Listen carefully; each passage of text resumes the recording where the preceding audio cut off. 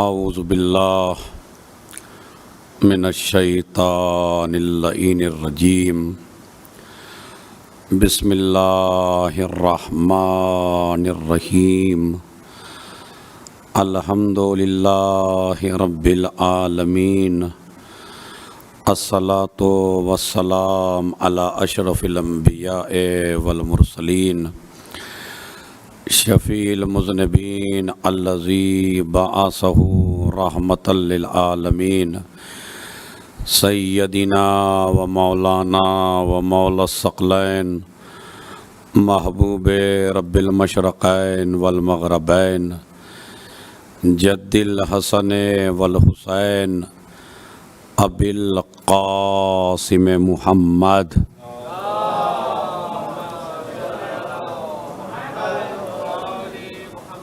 وعلی اہل بیتہ الطیبین الطاہرین المعصومین المظلومین الذین اذھب اللہ عنہم الرجس وطہرہم تطہیرا۔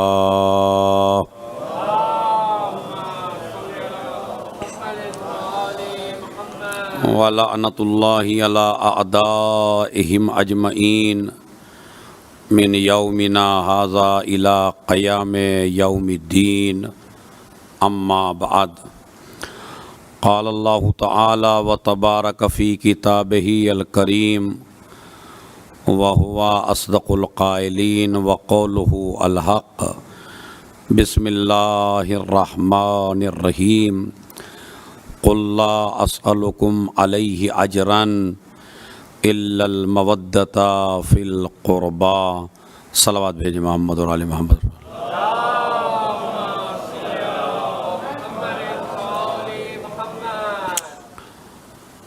ماہ رجب کی آمد کی بہت بہت مبارکباد ہو۔ اللہ اس مہینے کی برکت سے اور اس کی رحمت سے ہم سب کے گناہان کبیرہ اور صغیرہ کو معاف فرمائے اور ہمیں اس مہینے کو عبادت کے ساتھ زندگی گزارنے میں ہمیں توفیق عنایت فرمائے، اس لیے کہ آپ اللہ کی عبادت اپنی طاقت کے بل پہ نہیں کر پاتے بلکہ اللہ کی توفیق سے کرتے ہیں۔ اگر اللہ کی توفیق نہ ہو تو انسان عبادت کے لائق نہیں ہے اور نہ عبادت کر سکتا ہے۔ اسی لیے جب آپ نماز پڑھتے ہیں تو نماز آپ اپنی طاقت و قوت سے نہیں پڑھتے بلکہ توفیق الہی اور قدرت خدا سے پڑھتے ہیں۔ اسی لیے آپ جب اٹھتے ہیں تو اٹھتے وقت کون سا جملہ بولتے ہیں؟ بحول اللہ وقوتہ اقوم واقعد۔ میں اٹھتا بھی اللہ کی طاقت سے ہوں اور بیٹھتا بھی اللہ کی طاقت سے ہوں۔ اقوم یعنی کھڑا ہوتا ہوں، اقعد یعنی بیٹھتا ہوں۔ تو میرا بیٹھنا بھی قدرت خدا سے ہے اور میرا اٹھنا بھی قدرت خدا سے ہے۔ یہ ماہ رجب ہے، بڑا خوشیوں کا مہینہ، بڑا عظیم مہینہ، اور میں ابتدائی طور پہ مومنین شارجہ سے گزارش کروں گا یا وہ لوگ جو ان محافل اور مجالس کو آن لائن دیکھ رہے ہیں تو بہرحال ثواب تو لے رہے ہیں مگر جو ثواب فرش اذا کا ہے اس سے محروم ہیں، لہذا فرش اذا کا ثواب یہ تو محشر میں پتہ چلے گا کہ اس فرش کا کیا ثواب ہے۔ اور جہاں پر آپ کے اوپر ذمہ داری ہے کہ آپ اپنی اولاد کو بھی لے کے آئیے، اپنے بچوں کو لے کے آئیے، اس لیے کہ یہ مجلس اور محفل خالی مزے اور ٹیسٹ کی جگہ نہیں ہے بلکہ یہ ایک درس ہے، ایک یونیورسٹی ہے جو زینب کبریٰ سلام اللہ علیہا نے قائم کی ہے تاکہ قیامت تک کوئی بھی نسل جاہل نہ رہنے پائے۔ تو یہ جہالت کو دور کرنے کا بہترین ذریعہ اگر کوئی ہے تو وہ محفل ہے اور یا مجلس ہے۔ اگر محفل اور مجلس علمی نہ ہو، دیکھیں صرف آپ ثواب کے ارادے سے نہ آئیے، ہمارے یہاں ایک نظریہ پیدا ہو گیا آج کل کہ بڑا ثواب ہے، بڑا ثواب ہے مجلس میں جانے کا، بڑا ثواب ہے محفل میں جانے کا۔ دیکھیے پہلی تو بات یہ، اگر آپ ثواب کے نظریے سے نہ آتے تب بھی ثواب ملتا، لیکن ثواب دینا پروردگار عالم کا کام ہے اور وہ نیتوں کے اوپر ثواب دیتا ہے۔ تو پروردگار ثواب تو دے گا چاہے آپ نیت سے آئیے ثواب کی یا نہ آئیے، لیکن ذکر اتنے بڑے لوگوں کا ہے کہ ثواب تو آپ کو ہونا ہے، مگر یہ ثواب آپ کو گھر بیٹھے بھی مل سکتا ہے۔ مثلا آپ اگر اکیلے ذکر امام کرنے لگیں تو ثواب ملے گا یا نہیں ملے گا؟ آپ ذہن میں سوچنے لگیں ثواب ملے گا یا نہیں ملے گا؟ اسی طرح آپ دو آدمی بیٹھ کے تذکرہ کر لیجئے، ثواب ملے گا آپ کو یا نہیں ملے گا؟ ثواب ملے گا۔ تو اگر اکیلے تذکرہ کر لیں تو ثواب ملے گا، ذہن میں سوچ لیں تو ثواب ملے گا، گھر میں بیٹھ کے کر لیں تو ثواب ملے گا۔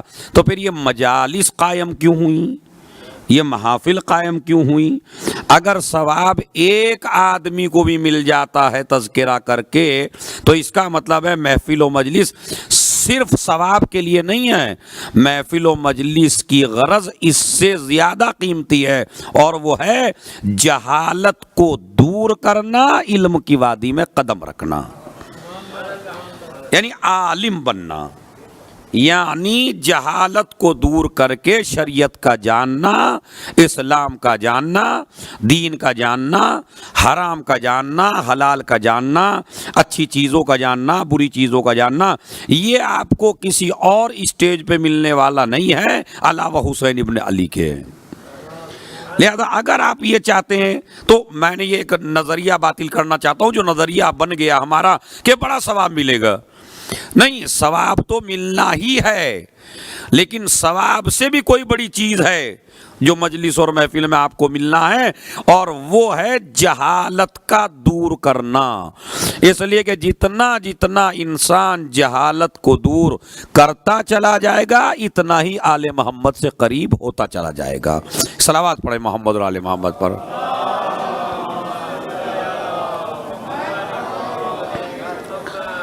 سب سے زیادہ ماشاءاللہ میرے ساتھ ہیں آپ جوان، سب سے زیادہ کون سی چیز ہے جو آپ کو آل محمد کے قریب کرتی ہے؟ عبادت سے بھی زیادہ، عبادت سے بھی زیادہ اگر کوئی شے آپ کو آل محمد سے قریب کر سکتی ہے تو اس شے کا نام ہے علم۔ اس لیے کہ عبادت بغیر علم کے اگر ہو تو اس کا اتنا وزن نہیں ہوتا۔ اسی لیے نبی نے فرمایا وہ 2 رکعت نماز جو عالم پڑھے اور وہ 70 رکعت نماز جو جاہل پڑھے، تو عالم کی 2 رکعت جاہل کی 70 رکعتوں سے بہتر ہے۔ کیوں؟ اس لیے کہ عبادت کا وزن علم سے بڑھتا ہے۔ جتنا جتنا آپ کی عبادت کا وزن بڑھتا چلا جائے گا، جتنا جتنا آپ کے علم کا وزن بڑھتا چلا جائے گا، اتنا آپ کی عبادت کا وزن بڑھتا چلا جائے گا۔ اور جب آپ کا علم انتہا پر پہنچ جائے تو تلوار کا ایک وار بھی ثقلین کی عبادت پہ بھاری ہو جاتا ہے۔ ایک صلوات پڑھ دیں محمد اور آل محمد پر۔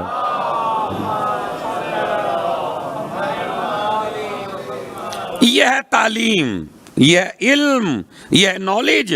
ہمارے جوانوں کو، ہمارے بچوں کو اور تمام اہل بیت کے چاہنے والوں کو سب سے زیادہ اگر کسی شے سے پیار ہونا چاہیے تو وہ ہے علم۔ انہی میں سب سے بڑے انجینئر ہونے چاہیے، انہی میں سب سے بڑے جج ہونے چاہیے، انہی میں سب سے بڑے وکیل ہونے چاہیے، انہی میں ڈاکٹر ہونے چاہیے، انہی میں پی ایچ ڈی ہونے چاہیے۔ ہر طرح کے علم میں ماہر ہونا چاہیے ایک علی والا، اس لیے کہ اس نے دامن ہی ایسے کا تھاما ہے جو سلونی کا دعوے دار ہے۔ تو جس قوم کا مولا علی ہو وہ قوم جاہل اچھی نہیں لگتی ہے۔ تو آپ کو سب سے زیادہ توجہ میرے جوانوں، آپ کو اپنے بچوں کو، آپ کے اوپر جو سب سے بڑی ذمہ داری ہے وہ اپنے بچوں کی تعلیم کی ہے۔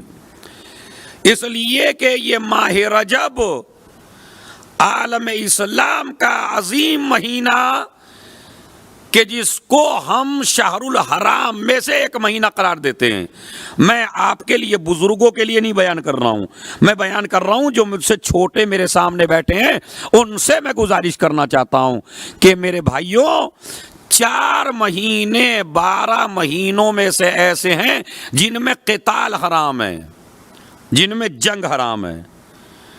اور ایام جاہلیت میں عربوں کے درمیان بھی یہ مہینہ قرآن کی آیت آنے سے پہلے بھی ان 4 مہینوں کا بڑا احترام کرتے تھے. وہ رجب, ذیقعد, ذی الحج اور محرم.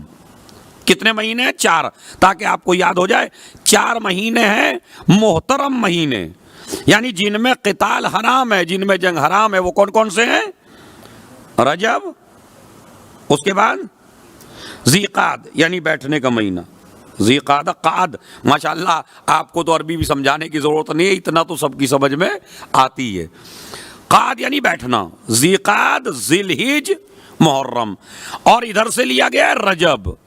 تو یہ رجب وہ مہینہ ہے جس میں جنگ و جدال قتال حرام کر لیا کرتے تھے اپنے اوپر ایام جاہلیت میں بھی مکے والے اور مدینے والے. ان مہینوں میں لڑتے نہیں تھے, ان مہینوں میں جنگ نہیں کرتے تھے. ایام جاہلیت میں بھی اتنا شعور تھا کہ وہ اس مہینے میں نہیں لڑتے تھے کہ جس میں جنگ حرام ہے. مسلمان کا شعور اتنا گر گیا کہ یہ ہر مہینے میں لڑتا, اسے کسی مہینے کی کوئی پرواہ نہیں ہے.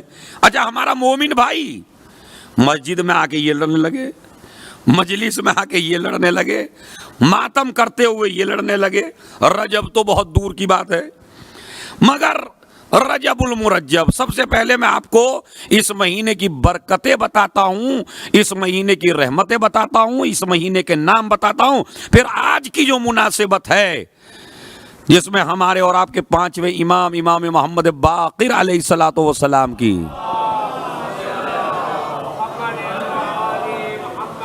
لیکن ماشاءاللہ آپ اتنے کم نہیں ہیں جو آپ کی صلوات اتنی کمزور ہے. اللہم صلی محمد وآل وعجل, اس لفظ کو تھوڑا سا بڑھا لیا کریں ساتھ میں, وعجل فرجہم کے ساتھ آپ صلوات پڑھا کریں. اب ذرا دوبارہ پڑھ دیجئے پھر.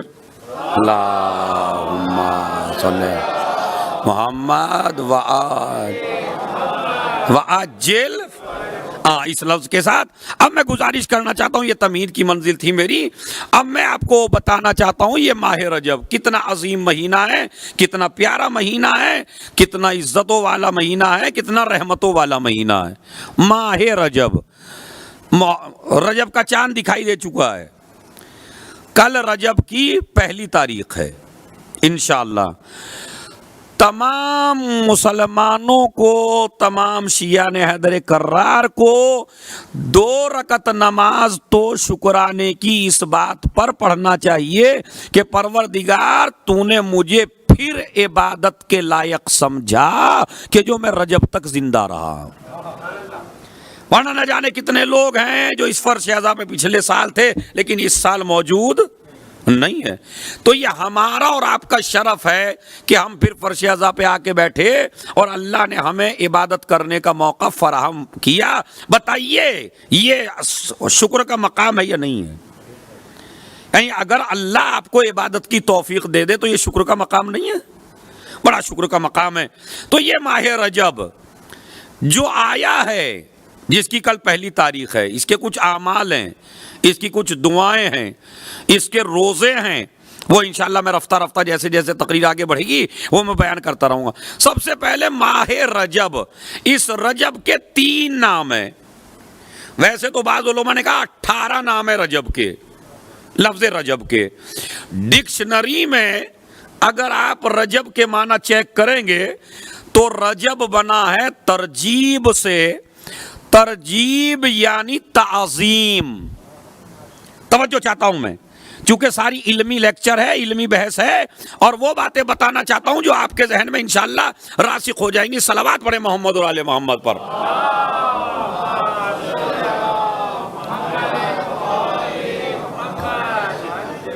بھائی اس کو آپ دلوں میں اتار لیجئے جو میں بیان کر رہا ہوں. پہلی مجلس میں انشاءاللہ تحفہ ہے آپ کے لیے. رجب بنا ہے ترجیب سے. ترجیب یعنی تعظیم, تعظیم یعنی محترم. تو رجب یعنی محترم, معظم, عزتوں والا, وقار والا, آبرو والا, رحمتوں والا, برکتوں والا مہینہ. یہ تو اس کے ڈکشنری میں. آپ انگریزی میں ماشاءاللہ گوگل چلاتے ہیں, نہ جانے کیا کیا دیکھتے ہیں. کبھی کبھی ان مہینوں کی مناسبات بھی دیکھا کریے. تو آپ ذرا آج ہی گوگل پہ سرچ کریے رجب کے معنی کیا ہے, انگریزی میں بھی آپ کو آ جائے گا. رجب یعنی ترجیب, ترجیب یعنی تعظیم, یعنی معظم مہینہ. اس مہینے کا ایک نام ہے عصب, الف سواد بے. کیا ہے؟ عصب, الف سواد بے, عصب کہہ لیجئے یا عصب کہہ لیجئے. عصب کے معنی ہوتے ہیں ڈکشنری میں اونڈیلنا.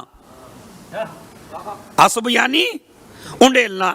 آپ نے جگ لیا, جگ کا پانی گلاس میں دیا اور ایسے پانی کو اونڈیل دیا, اسے کہتے ہیں اونڈیلنا. اونڈیلنے کو عربی میں کہتے ہیں عصب, یعنی ماہ عصب, یعنی رجب کا مہینہ, اونڈیلنے کا مہینہ. اور جب نبی سے پوچھا یا نبی اللہ یہ عصب کیوں کہا جاتا ہے, کہا لأن اللہ تبارک و تعالی تصب الرحم علی العباد. اس مہینے کو ماہ رجب اور ماہ عصب اس لیے کہتے ہیں کہ اللہ اپنے بندوں پر رحمتوں کی بارشیں کر دیتا ہے. ایک صلوات بھیجے محمد اور آل محمد پر.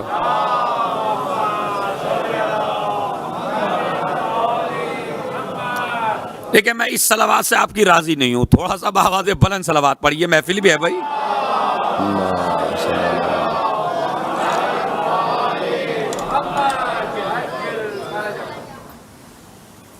عصب یعنی ڈکشنری میں چیک کریں گے جب آپ, عصب یعنی اونڈیلنا.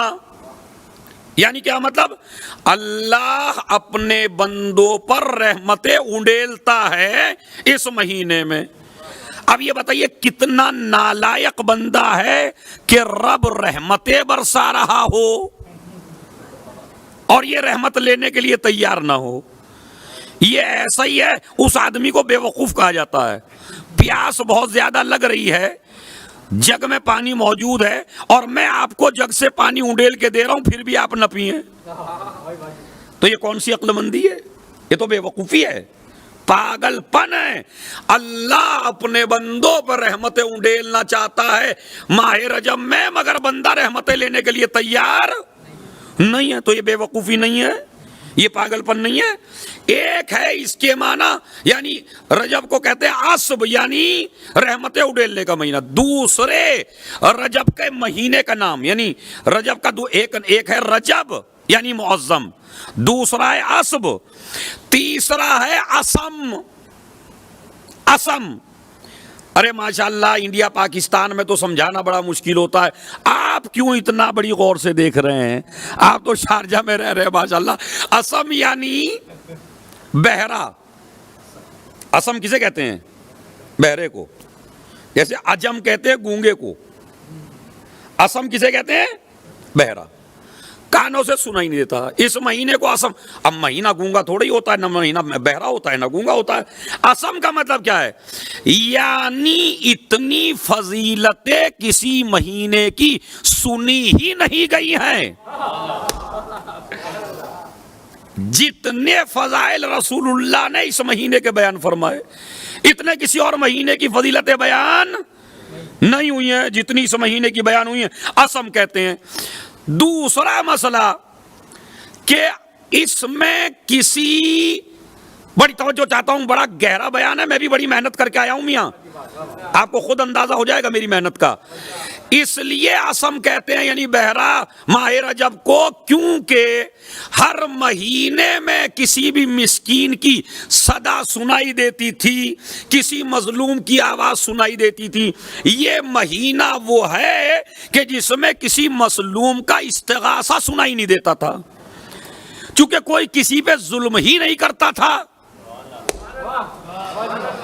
بھائی جس مہینے میں کوئی کسی پہ ظلم ہی نہیں کرتا تھا، عربوں میں جو 40 سال مثلا لڑائیاں ہوتی بھی تھی نبی سے پہلے، تو ان میں بھی جب رجب کا مہینہ آتا تھا تو دونوں طرف کے لشکر جنگ روک دیا کرتے تھے. تم بھی روک دو ہم بھی روک دیں، بھائی اللہ کا مہینہ آ گیا، برکتوں والا مہینہ آ گیا، اب تم بھی عبادت کرو ہم بھی عبادت کرتے ہیں. دونوں کے دونوں لشکر عبادت کے لیے بیٹھ جاتے تھے.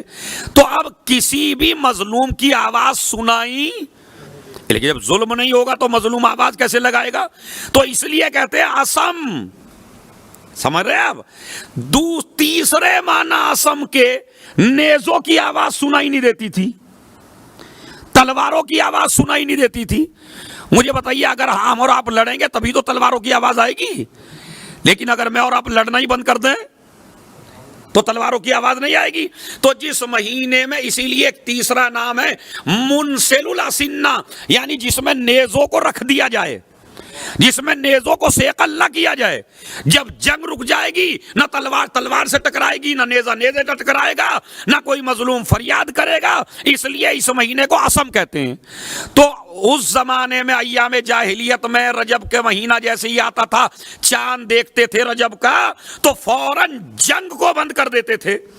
چیز اگر اچھی ہو تو ہر کسی سے لے لینا چاہیے.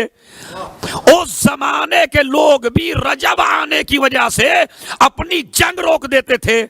تو اپنے شیعوں کو کیا چاہیے رجب آنے کے مہینے جس میں مولائے کائنات آئے ہوں، جس میں حلال مشکلات آئے ہوں، جس میں کئی علی اور محمد آئے ہوں، تو ایسے میں شیعوں کو مقدمے بازی بھی روک دینا چاہیے، جنگ بھی روک دینا چاہیے. آپس میں جو تو میں کرتے ہو وہ بھی آپ کو روک دینی. ایک صلوات بڑے محمد و آل محمد پر.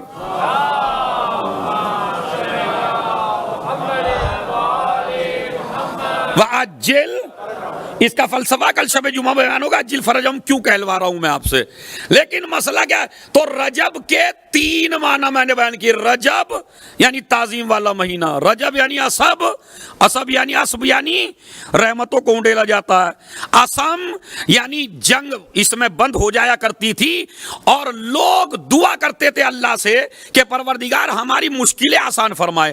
اب ماشاءاللہ میرے لائق مجمع ہو گیا تاکہ میں بات کہہ سکوں. یہ تمام کے تمام جاہلیت کے زمانے میں اللہ نے لوگوں کا رخ رجب کی طرف کیوں موڑ دیا؟ کہ رجب مشکل کشائی کا مہینہ ہے، رجب مدد کا مہینہ ہے، رجب پریشانیوں کے دور ہونے کا مہینہ ہے. شاید علی کی ولادت سے پہلے ہی اللہ نے ہر انسان کو رجب کی طرح موڑ دیا تاکہ حلال مشکلات کا انتظار ہو سکے. ایک صلوات بھیج دیں محمد اور آل محمد پر.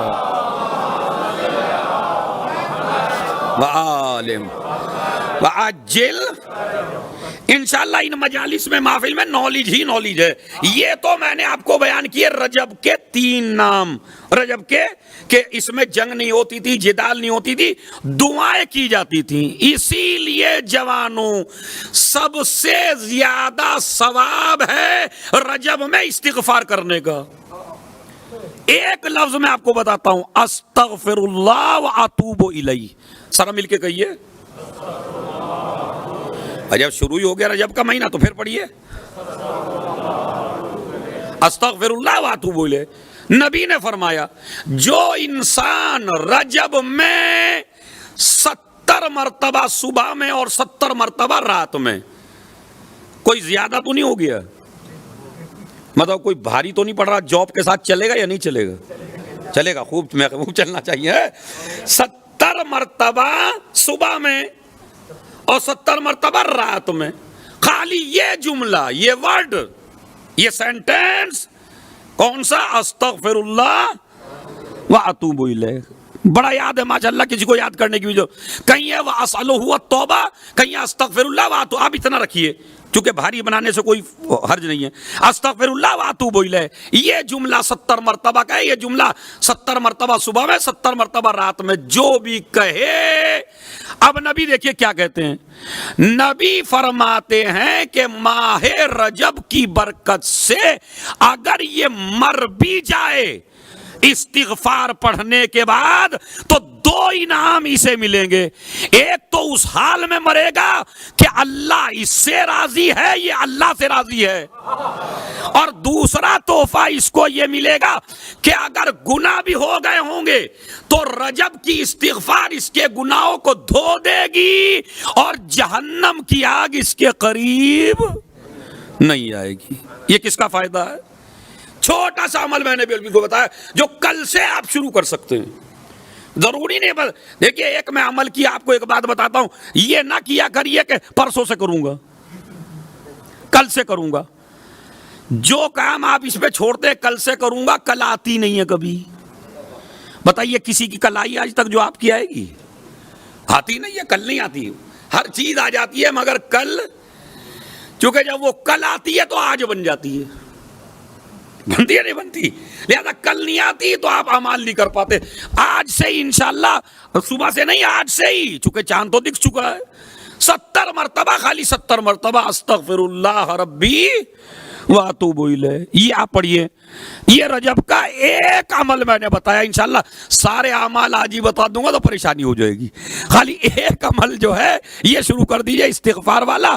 یہ 70 مرتبہ صبح میں، 70 مرتبہ رات میں، استغفر اللہ واسألہ التوبہ، یا استغفر اللہ واتوب الیہ، یا استغفر اللہ ربی جن الفاظ میں آپ پڑھنا چاہیں اس کو پڑھ سکتے ہیں۔ تو رجب کے معنی میں نے بتایا، رجب کے، پھر میں نے آپ کو عمل بتایا۔ اس کے بعد میں آپ کو سنانا چاہتا ہوں ماہ رجب کتنی بڑی رحمت کا مہینہ، کتنی بڑی۔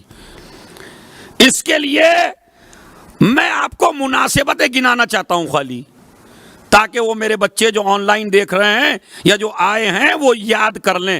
دیکھیں کتنی چیزیں آپ کو اس میں ملی۔ مثلا پہلی رجب، سب سے بڑی شرف کی رات جو آج ہے، ہمارے اور آپ کے 5ویں امام، امام محمد باقر علیہ الصلوۃ والسلام کی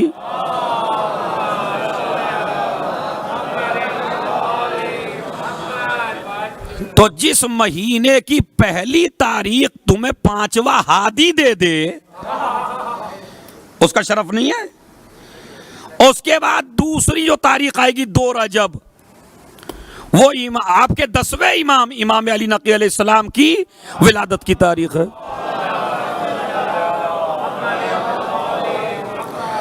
میں اس ارسلان سے کہوں گا بھائی یہ میرے وقت میں نہ جوڑیں، یہ جو میں آپ کو لسٹ بتا رہا ہوں، اس لیے کہ یہ بھی بتانا ضروری ہے۔ 3 تاریخ، پھر 10ویں کی شہادت کی تاریخ، تو یہ 3 پروگرام تو ہو گئے۔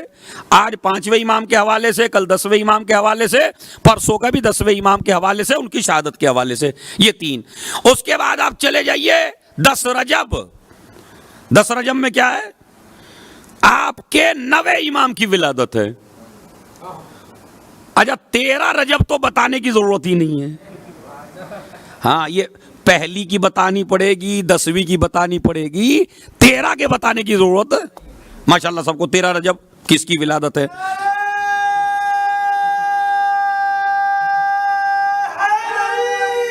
یا دیکھیں آپ کے نعرے نے خود ہی بتا دیا کس کی ہے، سمجھ رہے؟ 13 رجب۔ 15 رجب پھر انہی کی بیٹی جناب زینب کبریٰ سلام اللہ علیہ کی شہادت کی تاریخ ہے۔ اس کے بعد 20 رجب واقعہ کربلا جس خاتون پر ٹکا ہوا ہے جسے سکینہ کہا جاتا ہے، ان کی ولادت کی تاریخ ہے۔ 22 رجب کا بھی نہیں بتاؤں گا آپ کو، اس لیے کہ اتنا کھا چکے ہیں 22 رجب میں کہ وہ تو نسلیں بھی بھولنے والی نہیں ہیں۔ تو 22 رجب بھی ہے۔ 24 رجب فتح خیبر، خیبر فتح ہوا ہے تمہارے مولا کے ہاتھوں پر، فتح خیبر ہے۔ 25 رجب 7ویں امام کی شہادت ہے۔ 26 رجب جناب ابو طالب کی وفات ہے۔ 27 رجب 27 رجب بعثت، رسول اللہ مبعوث ہوئے، اور ایک روایت کی بنیاد پر معراج، تو بعثت اور معراج ہے جس کے روزے کی بڑی اہمیت ہے۔ سارا آج نہیں بیان کروں گا ورنہ بھول جائیں گے، اس کا بعد میں آئے گا۔ 28 رجب سفر امام حسین علیہ السلام ہے۔ مجھے یہ بتائیے کتنے علی دیے اس مہینے نے، اور کتنے محمد دیے، اور کتنی عظیم شخصیت۔ یہ تھی لسٹ جو میں انشاءاللہ ان سب پہ پروگرام ہوگا اور پروگرامی کے حوالے سے گفتگو ہوگی۔ آج آج میں جو آپ حضرات کی خدمت میں پہلی رجب کے حوالے سے بیان کرنا چاہتا ہوں وہ یہ ہے کہ آج ہمارے 5ویں امام نام کیا ہے؟ زور سے بولیے بھائی، ہاں، تاکہ آپ یہ نہ سمجھیے آپ سے پوچھ رہا ہوں آپ کو نہیں پتا، تاکہ ان بچوں کو پتا چل جائے۔ نام ہے محمد، نام ہے محمد، لقب ہے،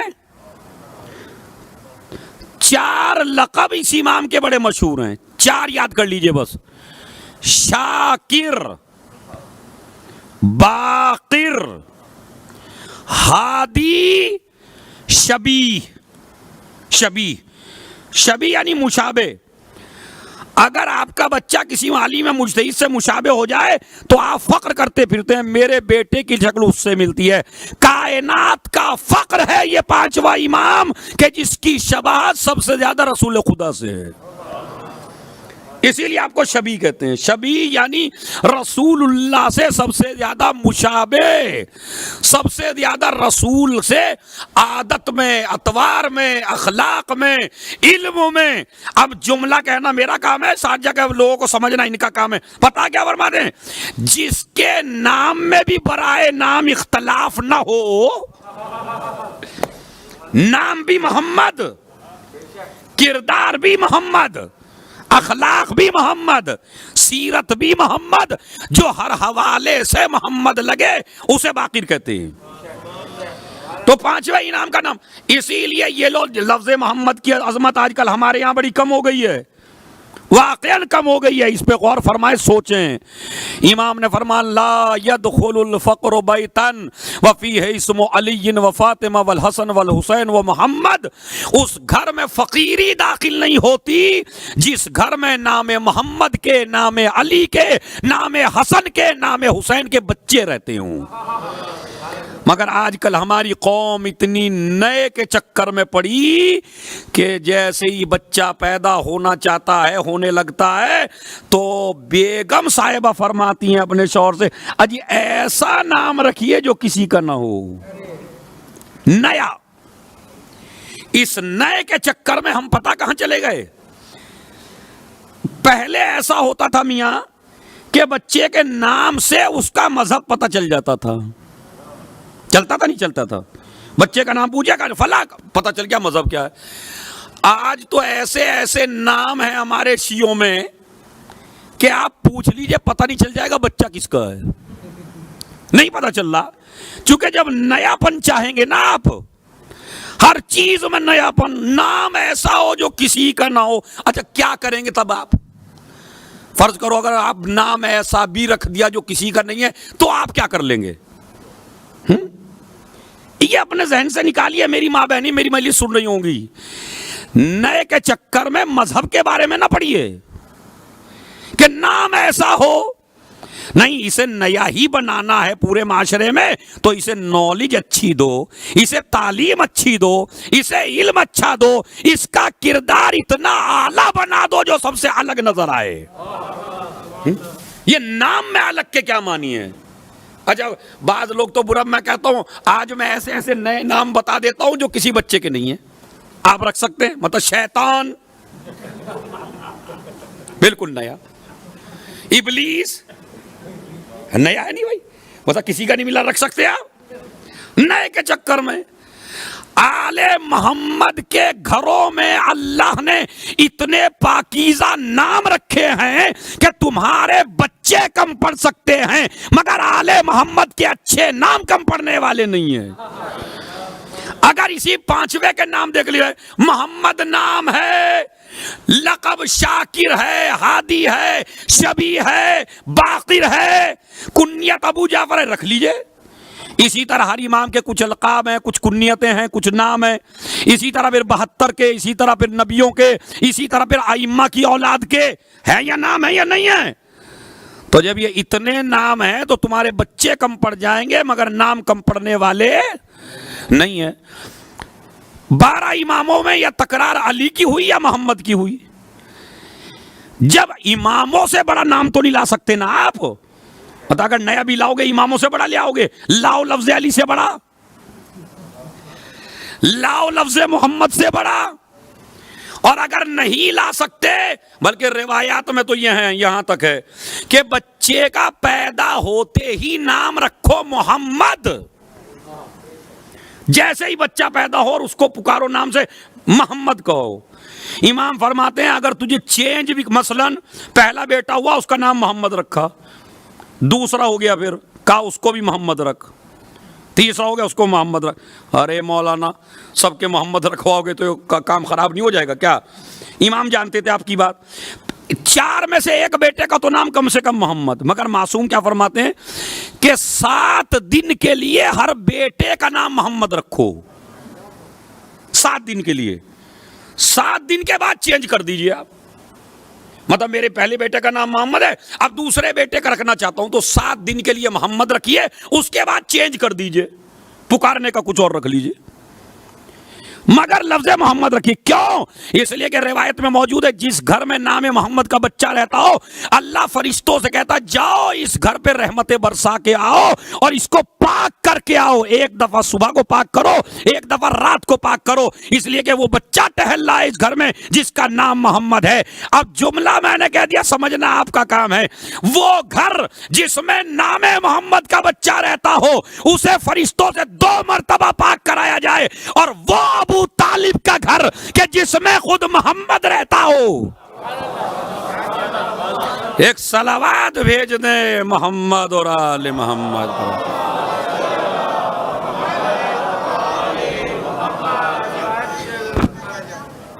تو اس کا مطلب یہ، اب مجھے لفظ محمد پہ بھی بیان نہیں کرنا چونکہ میرا موضوع محمد نہیں ہے۔ تمہارے 5ویں کا نام کیا ہے؟ محمد۔ لقب کیا ہے؟ باقر۔ باقر کی 3 وجوہات ہیں،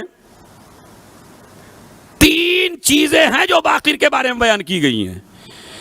پہلے معنی باقر کے لغزارت علم، بالکل عربی کتابوں سے پڑھ رہا ہوں تاکہ آپ بھی جلدی سے، لغزارت علم، جس کے علم کا مقابلہ دنیا نہ کر سکے اسے باقر کہا جاتا ہے، اور اسے کہتا ہے شگاف دینے والا، علم کو پھیلانے والا، علم کی گہرائی میں اترنے والا، علم کی گتھیوں کو کھولنے والا۔ یہ باقر کے کئی معنی، مثلا پہلے معنی علم کو پھیلانے والا، دوسرے معنی علم کی گتھیوں کو کھولنے والا، تیسرا اشارہ علم کی گہرائیوں میں اترنے والا، اس کو کہتے ہیں باقر۔ اور اس کا ایک لقب اور سن لیجئے، علامہ سبط ابن جوزی ہمارے اہل سنت بھائی کے سب سے بڑے عالم ہیں، بڑے عجیب و غریب عالم ہیں، انہوں نے لکھا کہ باقر کو باقر کہتے ہیں لکثرت سجود ہی، اس لیے کہ زمین پر اللہ کا سجدہ اتنا کرتے تھے کہ سجدہ کرنے کی وجہ سے پیشانی پھیل گئی تھی، اور باقر کہتے ہیں پھیلی ہوئی پیشانی والے کو۔ تو چاہے علم کی وجہ سے باقر ہو چاہے عبادت کی وجہ سے باقر ہو، اور دونوں معنی صحیح ہیں، اس لیے کہ جتنا جتنا علم بڑھتا چلا جاتا ہے اتنی ہی عبادت زیادہ ہوتی چلی جاتی ہے، اور اگر علم ہی زیادہ نہیں ہے تو عبادت پہ بھی کوئی اثر پڑنے والا، زور سے بولیے، نہیں ہے۔ تو یہ ہے باقر۔ باقر کے معنی میں نے بتایا محمد۔ آپ کی ولادت 57 ہجری میں ہوئی ہے، 57 ہجری میں۔ کربلا کا واقعہ کب ہوا ہے ذرا حساب بھی لگا لیجئے تاکہ آپ کو عمر میں بھی اختلاف نہ ہو۔ 61 ہجری میں واقعہ کربلا ہوا ہے، تو 61 تو لگے گا نہیں چونکہ پہلا مہینہ ہے۔ 57 ہجری میں رجب کی پہلی تاریخ کو جمعے کے دن مدینہ منورہ میں صبح کے وقت ہمارا یہ امام دنیا میں تشریف لایا ہے۔ جمعے کا دن تھا، مدینہ تھا، جمعے کی صبح تھی، 57 ہجری تھی، تو آدھے مہینے اس کے نکال دیجئے، تو اس امام کی عمر کربلا میں کتنی ہو گئی؟ ہاں بھائی تھوڑا سا حساب لگا دیجئے گا تو سمجھو، میرا میتھ بڑا کمزور ہے، 3.5 سال۔ تو اب آپ کو بہکنے کی ضرورت نہیں ہے۔ اور بعد روایات میں امام 58 ہجری میں پیدا ہوئے، تو ان کے لحاظ سے امام کی عمر 2.5 سال ہوئی، اور آپ کے لحاظ سے کتنی ہوئی؟ 3.5 سال۔ جناب سکینہ کی ایج کتنی ہے مشہور روایت کی بنیاد پر کربلا کے میدان میں؟ 4 سال۔ ان کی کتنی ہے؟ جناب سکینہ سے بھی چھوٹے ہیں. اب آپ سمجھ رہے ہیں، یہ امام جناب سکینہ سے بھی چھوٹا ہے، مگر عصمت ہے ان کے پاس، معصوم ہیں. یہ اس امام کی ضرورت کربلا میں اس لیے تھی کہ اگر اور بڑے ہوتے تو جس طرح قاسم کے اوپر، اکبر کے اوپر جہاد واجب تھا، اسی طرح ان کے اوپر بھی جہاد واجب ہوتا اور یہ بھی میدان کربلا میں لڑتے. ان کی ضرورت میدان کربلا میں لڑنے کے لیے نہیں تھی، ان کی ضرورت میدان کربلا میں تھی کربلا کے واقعے کو ذہن میں بٹھا کر قیامت تک کے ذہنوں میں کربلا کو پہنچا دینا. آج ورنہ لشکر یزید جہاں اتنا بڑا کام کر رہا تھا، امام حسین کو قتل کر دیا، ان کے بچوں کو قتل کر دیا، عورتوں کو اسیر کر دیا، اور بہادری کے قصے سنائے جا رہے ہیں. بتائیے یزید اپنی بہادری بیان کرے گا یا عباس کی؟ بتائیے آپ، یا علی اکبر کی؟ بھائی ادھر کا لشکر اپنی ہی تو باتیں بتائے گا.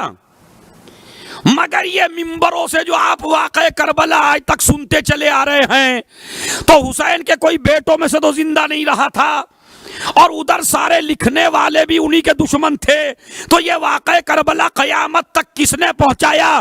کروڑوں سلام ہو اس پانچویں امام پر اور جناب زینب کبریٰ سلام اللہ علیہا پر. عورتوں میں بیان وہ دیا کرتی تھی، مردوں میں بیان یہ دیا کرتے تھے. تو اب کتنا بڑا کام ہو گیا تمہارے پانچویں کا. اسی لیے میں فضیلت میں ایک جملہ کہنا چاہتا ہوں، پتہ نہیں میں سمجھا پاؤں گا نہیں سمجھا پاؤں گا. امام کے ایک لقب ہے شاکر. اگر بچپن میں کوئی بچہ خطرناک واقعہ دیکھ لے اپنی آنکھوں سے، خطرناک، تو جوان ہو کے بھی سوچتے ہوئے اس واقعے کو ڈرتا ہے. میرے ساتھ ہیں آپ اس مسئلے میں یا نہیں ہے؟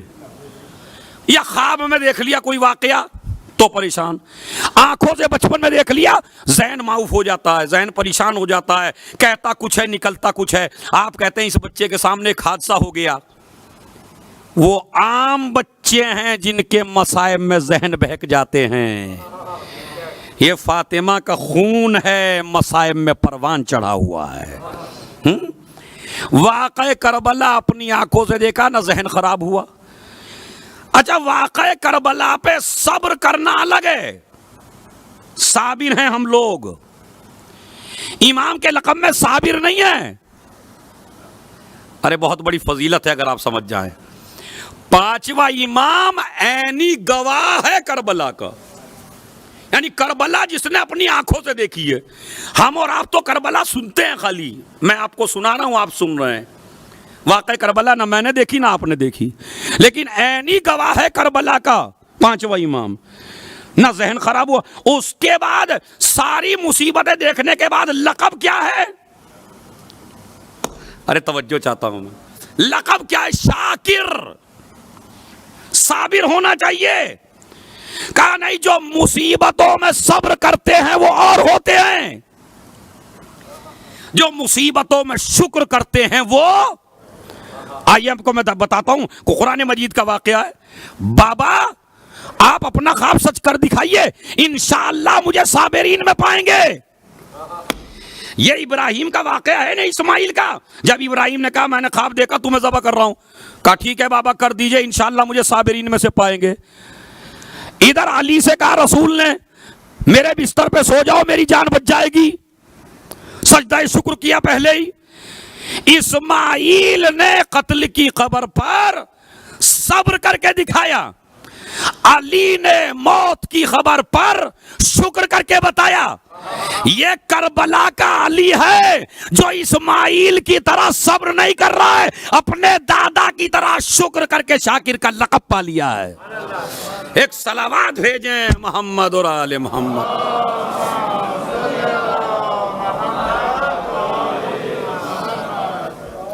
ایک صلوات اور بآواز بلند پڑھیں.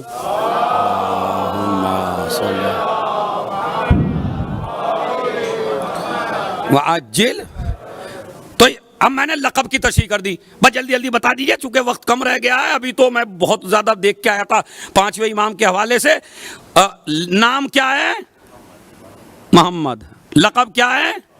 باقر، شاکر، ہادی، شبی، رسول کی شبی، یہ امتیاز. ماں کا نام، باپ کا نام کو آپ کو پتا ہے زین العابدین ہے، ماں کا نام کیا ہے؟ زور سے بولیے تاکہ فاطمہ بنت حسن. اب میں ایک ماشاءاللہ محفل کو عروج پہ پہنچانے کے لیے ایک جملہ کہتا ہوں. اماموں میں بھی یہ عظیم امام ہیں جو دونوں طرف سے فاطمی ہے، دونوں طرف سے علوی ہے، دونوں طرف سے ہاشمی ہے.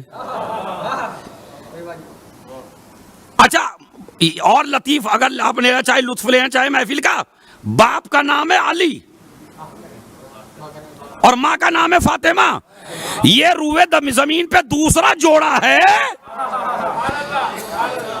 جو محمد علی اور زہرا کے نام سے ہے، علی اور فاطمہ کے نام سے. یہ جو جناب فاطمہ بنت حسن ہے نا، ان کا تذکرہ اصل میں آپ تک پہنچا نہیں ہے. میں آپ سے سوال کرتا ہوں گھما کے، بھائی گھما دوں یعنی گھماؤں تھوڑی دیر کے لیے، گھمانا بھی عبادت ہے کبھی کبھی. صلوات پڑھیں محمد اور آل محمد پر.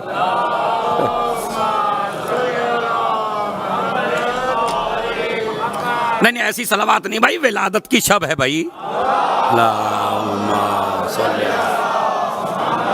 وآل محمد وعجل. علوی بھی ہے، ہاشمی بھی ہے اور فاطمی بھی ہے، دونوں طرف سے. یہ فاطمہ بنت اسد بتاؤں کون بی بی ہے؟ فاطمہ بنت امام حسن کون سی خاتون ہے؟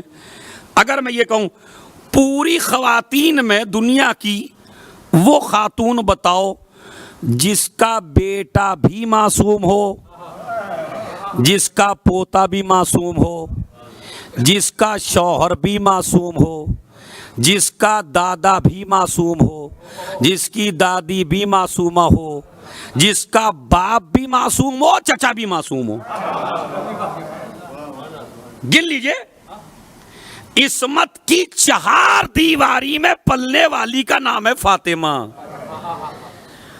باپ معصوم امام حسن، چچا معصوم امام حسین، دادا معصوم، دادی معصومہ بولتے چلے آئیے. چلیے بیٹا معصوم، یہ پانچواں، پوتا معصوم، شوہر معصوم. چاروں طرف سے عصمت کی چہار دیواری میں جو پلی. جناب زہرا کے بعد اگر عصمت سے کسی بی بی کے سلسلے زیادہ ہیں تو اسی لیے میرے چھٹے امام امام جعفر صادق علیہ الصلوۃ والسلام فرماتے ہیں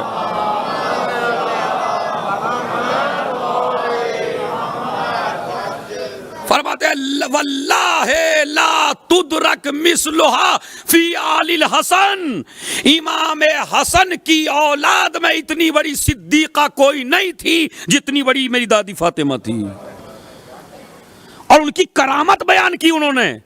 بتائیے کیا کرامت بیان کی؟ کرامت کو سننا ہے تو ذرا اچھی صلوات پڑھیے دیکھیے. اللہم صلی وعجل. کرامت سن لیجئے. کہتے ہیں میری دادی ایک دن دیوار کے نیچے بیٹھی ہوئی تھی. امام فرما رہے ہیں چھٹے امام، میری دادی ایک دن دیوار کے پاس بیٹھی ہوئی تھی. جیسے ہی دیوار کے پاس ہوا چلی، ہوا میں وہ دیوار گرنا شروع ہوئی. ابھی دیوار ہوا میں تھی کہ میری دادی نے اشارہ کیا، خبردار تجھے نبی کی قسم تجھے گرنا نہیں ہے.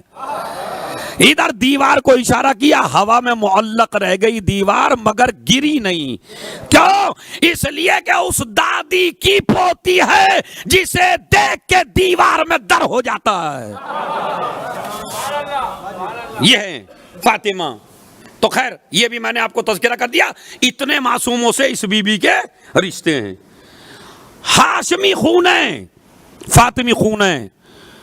رجب آ گئی ہے اور امام علیہ السلام کی ولادت ہو گئی. جیسے ہی ولادت ہوئی ایک مرتبہ، اچھا یہ امام وہ ہے کہ جس کی ولادت سے پہلے نبی نے جسے سلام کہلوایا ہے.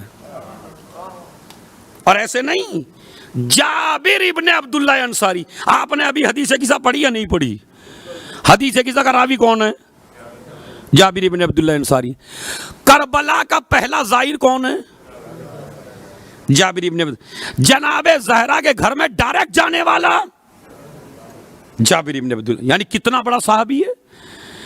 اتنا بڑا صحابی جو ولایت کے بارے میں جس نے بڑی بڑی حدیثیں نقل کی ہیں، وہ جابر کہتے ہیں میں رسول کے پاس بیٹھا تھا، رسول امام حسین کو گود میں لیے ہوئے تھے، امام حسین کو گود میں لے کے بوسہ کر رہے تھے، میں نے کہا تمہیں یہ بچہ بڑا پیارا ہے؟ کہا بالکل، یا جابر ستبقى حتی ترى رجلا من ولدی، اے جابر میرے اس حسین کے یہاں ایک بیٹا پیدا ہوگا، اسمہ علی، اس کا نام علی ہوگا جو حسین کے ہوگا، اور پھر یخرج من صلب علی، پھر اس علی کے صلب سے ایک بچہ پیدا ہوگا، اس کا اسمہ محمد، اس کا نام ہوگا محمد، اور یا جابر ستبقى حتی ترى رجلا من ولدی، اور تو زندہ رہے گا، تیری موت نہیں آئے گی جب تک کہ تم میرے اس بیٹے سے ملاقات نہ کرے، اور جب تیری ملاقات میرے اس بیٹے سے ہو جائے فقرہ منی السلام، اسے میرا سلام کہہ دینا۔ ارے ماشاءاللہ، پہلی رجب کی شب، یہ مومنین کا مجمع، یہ ماہ رجب کی آمد، نبی کیا کہہ رہے ہیں؟ اس لیے کہ مسلمانوں کے یہاں یہ ذہن میں بات تھی کہ اہل بیت وہ ہیں جن کے دروازے پہ لا گیا کہ نبی سلام کریں، تو اہل بیت میں علی ہیں، محمد ہیں، حسن ہیں، حسین ہیں، باقی کوئی اہل بیت میں نہیں ہے، اہل بیت میں وہی ہوتا ہے جسے نبی سلام کہتے ہیں، اسی لیے نبی نے جابر کے ذریعے سلام کہلوایا کہ یہ میرا پانچواں بھی اہل بیت میں ہے، نام بتایا اس کا، اسمہ محمد، اس کا نام محمد ہوگا۔ اب کہتے ہیں اسمہ اسمی، اس کا نام میرا نام ہوگا۔ اب اس سے بڑا تحفہ میرے پاس آج کی رات کا نہیں ہے، علمہ علمی، اس کا علم میرا علم ہوگا، یعنی جو میرے سینے میں علم ہے وہی اس، شمائلہ شمائلی، اس کے عادات و اطوار میرے عادات و اطوار ہوں گے، اور جب وہ ملے تو اسے سلام کہہ دینا۔ جابر بوڑھا ہو گیا، ہلکا ہلکا نابینا ہونے لگ رہا ہے، روشنی نہیں ہے، گلیوں میں پھرتا یا جابر یا جابر یا جابر کہتا ہے یا باقر یا باقر یا باقر، لوگ کہتے ہیں مرنے والا ہے، جابر کہتے ہیں یہ تو طے ہے کہ مروں گا نہیں۔ ارے توجہ چاہتا ہوں میں، یہ تو طے ہے کہ مرنے والا نہیں ہوں گا۔ کیوں؟ کہا اس لیے کہ اس صادق امین نے خبر دی ہے جب تک سلام نہ پہنچا دوں مجھے موت آنے والی نہیں ہے۔ عزیزو کم سے کم پتہ تو چل گیا، اگر نبی کسی کے حوالے سلام کر کے چلا جائے تو جب تک سلام نہیں پہنچاتا موت نہیں آتی، تو جس باروے کے ہاتھوں اسلام دے کے گیا ہو ایک صلوات بھیج دیں محمد اور آل محمد۔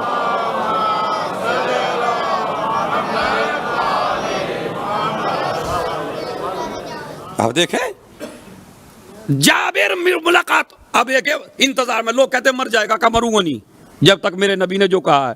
ایک دن گئے چوتھے امام کے گھر پہ، ایک بچے کو دیکھا آتے ہوئے، اب میں وہ روایت پڑھ رہا ہوں جو مشہور ہے، اقبل، بیٹا ذرا آگے بڑھو۔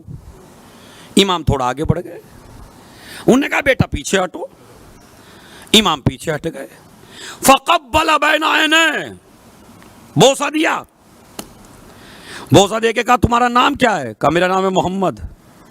کہا اچھا۔ اب بعض روایتیں ابھی باتیں ہو رہی تھی، ایک مرتبہ پانچویں نے کہا وہ ہدیہ تو دو جو میرا دادا دے کے گیا۔ کہا ہاں ہاں تم کو سلام کہا ہے۔ اچھا یہ آگے چلو، آگے چلے، پیچھے ہٹو۔ جابر سے پوچھا یہ کیوں دیکھ رہے ہو؟ کہا نبی کہہ گئے تھے میرا نام بھی ہوگا، میری عادت و اتوار ہوگی، چلا کے دیکھ رہا ہوں تاکہ رسول کی رفتار سے رفتار ملتی ہے یا نہیں۔ رفتار مل رہی ہے بالکل، واللہ خدا کی قسم ایسے ہیں جیسے رسول اللہ، یہ شبیہ ہے۔ اس کے بعد یہ تو جابر ہے، جابر سے پھر سوال کر لیا امام نے، جابر اتنے معصومین کا زمانہ دیکھ چکے ہو، تمہارے ایمان کی کیا حالت ہے؟ کتنے معصومین کا، رسول کو دیکھا، علی کو دیکھا، میری دادی کو دیکھا، میرے باپ کو دیکھا، میرے دادا کو دیکھا، ہیں امام حسن کو دیکھا، اب مجھے دیکھ رہے ہو، کتنے معصوم ہو گئے بھائی؟ 7 معصوموں کا زمانہ دیکھ جو ایمان کہاں تک پہنچا۔ خدا کی قسم جتنے بھی شارجہ کے مومنین مجلس محفل سن رہے ہیں، آپ نہیں بتا سکتے، اس سے اچھا جواب آپ دے ہی نہیں سکتے۔ جیسا جواب جابر نے دیا ہے ایسا اگر کوئی دے تو میں جانوں. ذرا دے کے بتائیے آپ ایمان کی حالت کیا ہے. کہا میرے ایمان کی حالت یہ ہے کہ میں بڑھاپے کو ترجیح دیتا ہوں جوانی پر. ارے آپ بڑھاپا چاہتے ہیں جوانی نہیں؟ میرے پوچھنے سے نہ بتائیے دل میں کیا ہے. جوان رہنا چاہتے ہو بوڑھے؟ ہمیں کوئی بھی نہیں بوڑھا رہنا چاہتا ورنہ خضاب کیوں لگاتا پھر.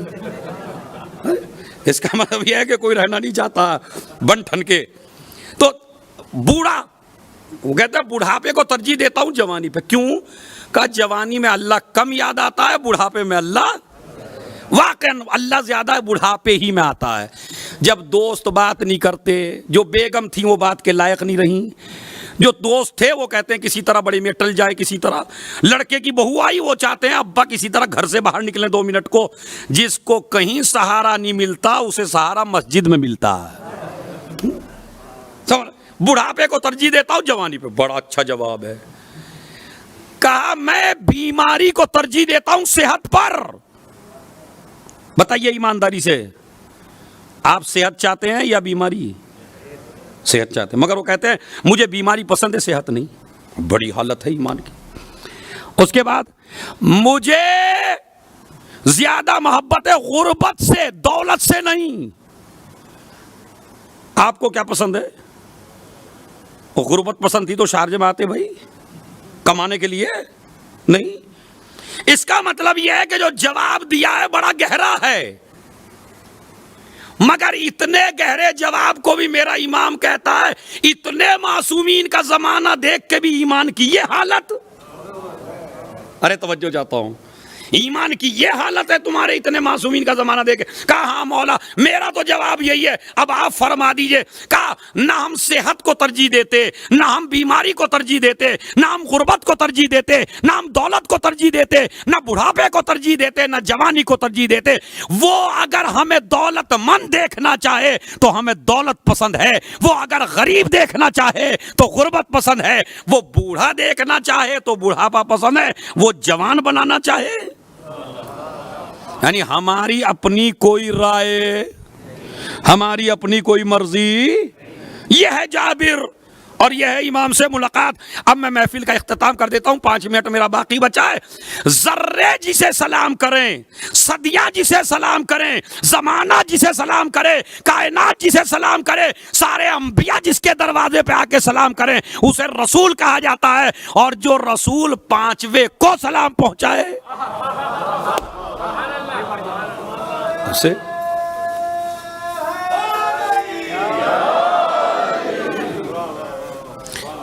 یہ ہے ہمارا 5واں امام. اب اس کی اب ہسٹری رہ گئی. میں خدا کی قسم اپنی ڈائری میں پتہ نہیں کتنا لکھ کے آیا تھا آج, میں نے کہا سارا نہیں پڑھ پایا. ابھی تو 3 مجلس سے خالی 5ویں امام پہ ہو جائیں گی جو میں نے تیار کیا. خالی بس اتنا ایک حدیث سن لیجئے, اسے عمل بھی سمجھ لیجئے اور حدیث بھی سن لیجئے. اور یہ وصیت ہے تمہارے 5ویں امام کی اپنے بیٹے جعفر صادق علیہ الصلوۃ والسلام کو. اللہم صلی وآلہ وعجل. انشاءاللہ میری گزارش ہے کل سے تھوڑا سویرے بھی آئیں گے تاکہ بیان جلدی سے جلدی امامت کے اوپر بیان ہو سکے, اور اپنے بچوں کو ساتھ لے کے آئیں گے. ایسا نہیں ہے کہ وہیں بیٹھ کے سن لیں گے گھر ہی, نہیں, نالج میں اضافہ ہوگا انشاءاللہ. میں بھی محنت کر کے آؤں گا, آپ بھی محنت سے آئیے, سنیے, بچوں کو لائیے, احترام سے آئیے, اور اس ماہ رجب کا فل فائدہ اٹھائیے, اور حکومت شارقہ کا شکریہ ادا کیجئے کہ اللہ نے ان کو توفیق عنایت فرمائی کہ انہوں نے آپ کو اتنا بہترین موقع عنایت فرمایا کہ جس سے آپ اپنے امام کی معرفت حاصل کر سکیں. واقعی نحن نشکر الاوقاف الشارقہ لأنهم منحوا المجال ان نذکر ذکر سید الشہداء و اولادہ. واقعا شکر کے لائق ہیں, تو ان کا شکر. اب وصیت سن لیجئے بس 5ویں امام کی آخری وصیت ہے, اور اس کے بعد بیان تمام ہے انشاءاللہ. اس کے بعد شعر و شاعری ہوگی, آپ ان کو بھی سنیے چونکہ وہ بھی مدحت کا بڑا حصہ ہے اور ان کی بھی اپنی محنت ہے. ایک صلوات اور بآواز بلند پڑھ دیجئے.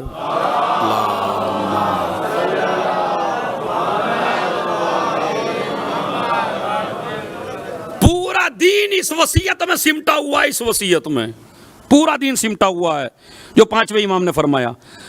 قال لابنہ،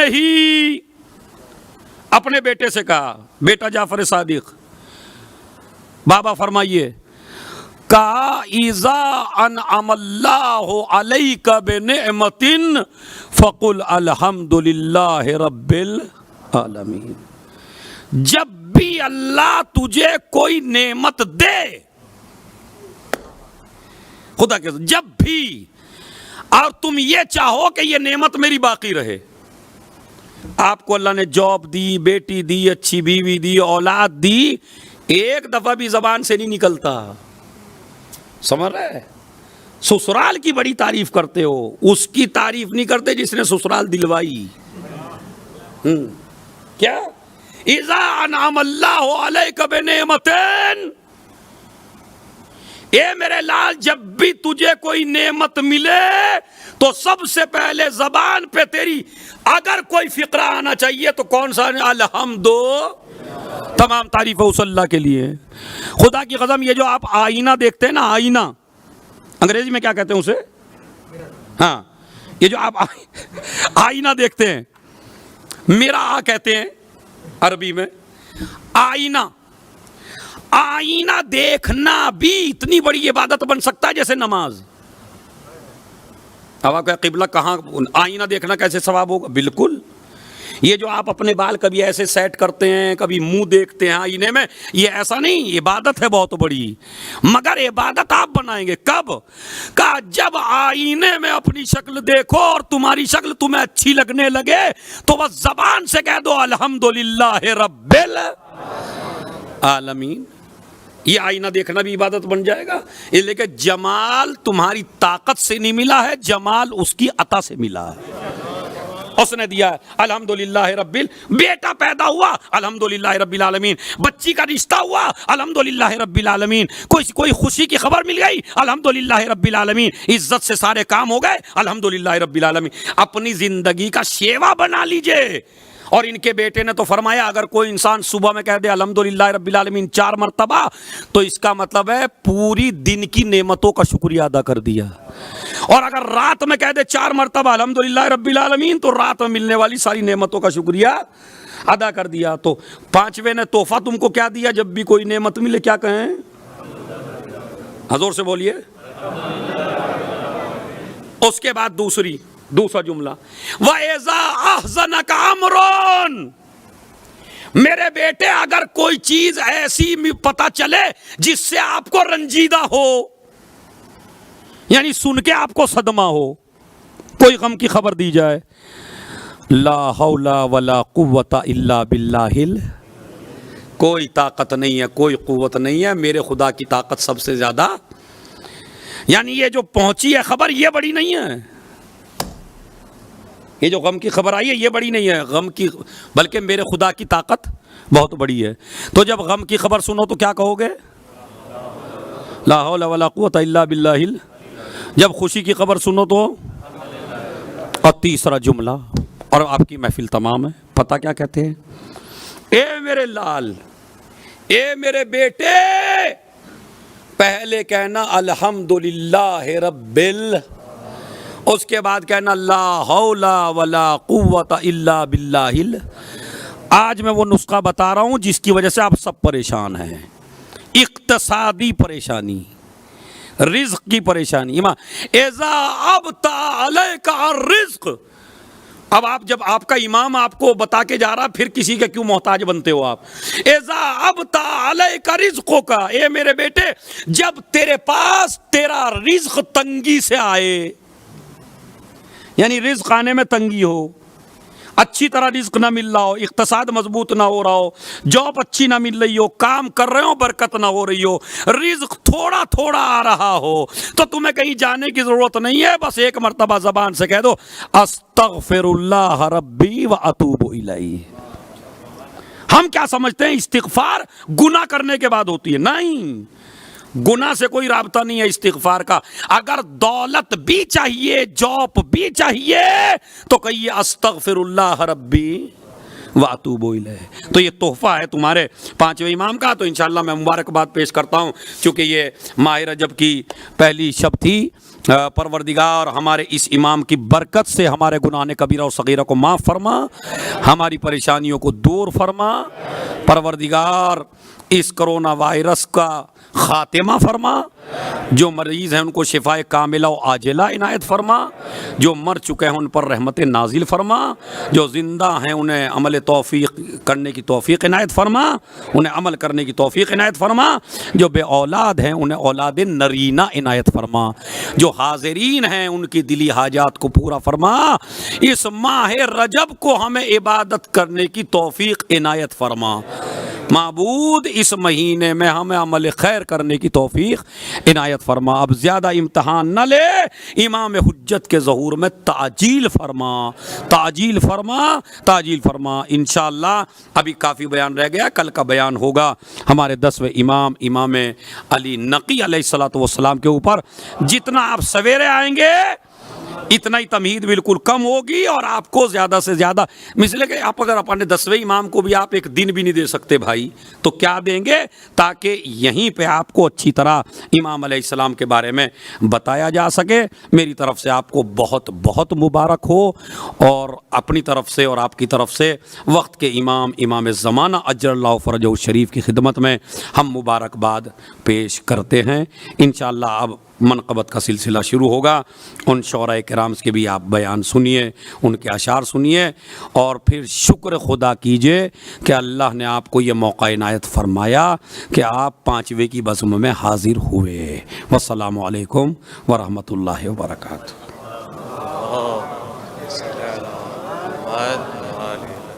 دیگر بآواز بلند صلوات۔